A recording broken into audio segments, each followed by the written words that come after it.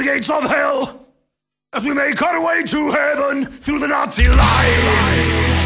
Viva Victoria!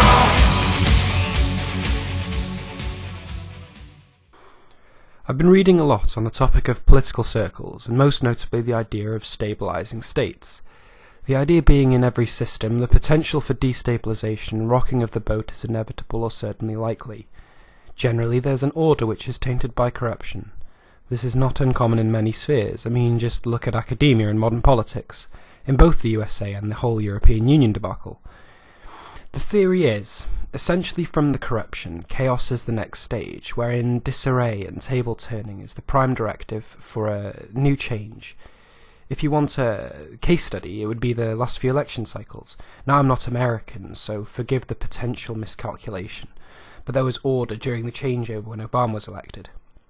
You see, America was then subjected to 8 years of the Big Black Hope, which, be it good or bad, was politics as usual until the coming up to the end of his second term.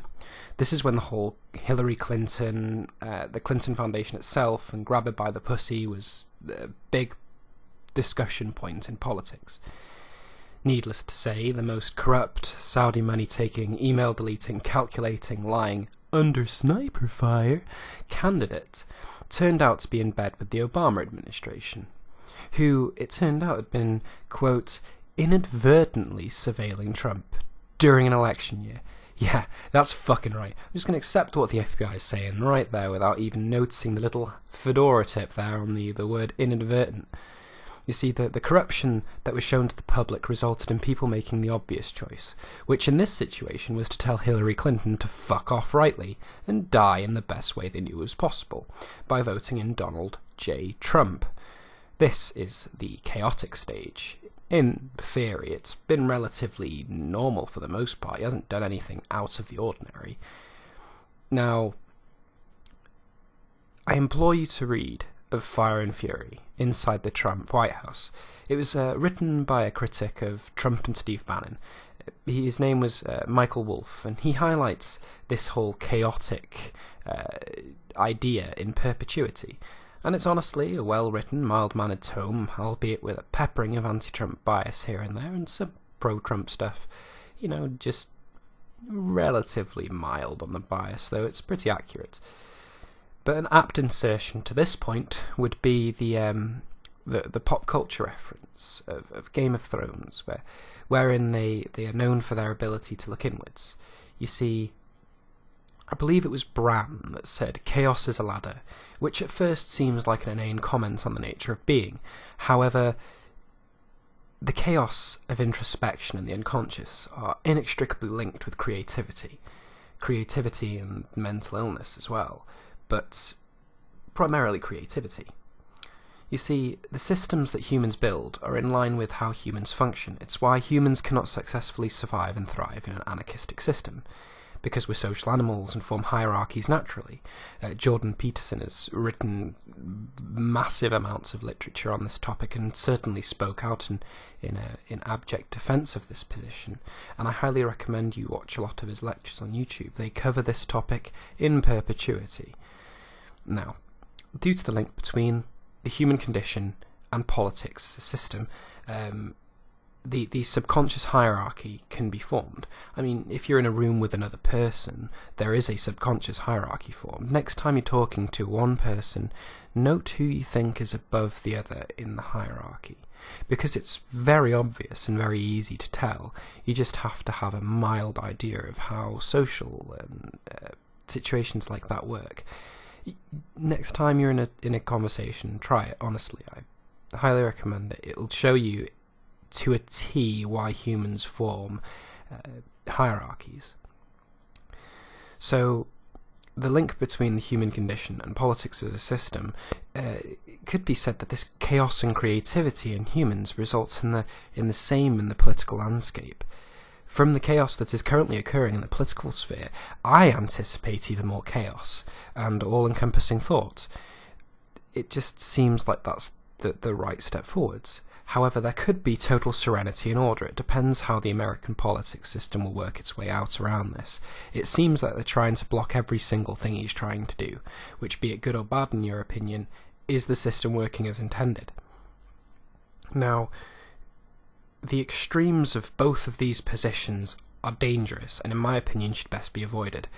The extreme fringe of serenity and order, you could argue, is the alt-right, wherein they are trying to achieve peace by complete total control, by deporting anybody who isn't white and trying to set up an ethno-state.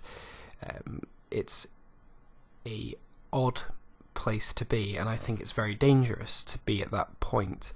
Now, you've also got the equal and opposite, the fringe left, or the social justice advocates gone crazy, the anti-fascists, as they're calling themselves, where you've got the complete opposite, total and utter chaos. But these people are creative.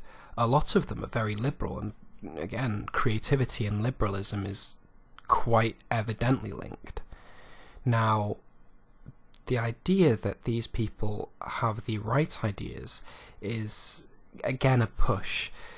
You know, these people are generally quite violent, and in my opinion, their line of logic and their opinions should be avoided as well at all costs. Definitely challenged, but not accepted, unless there is strong evidence supporting that.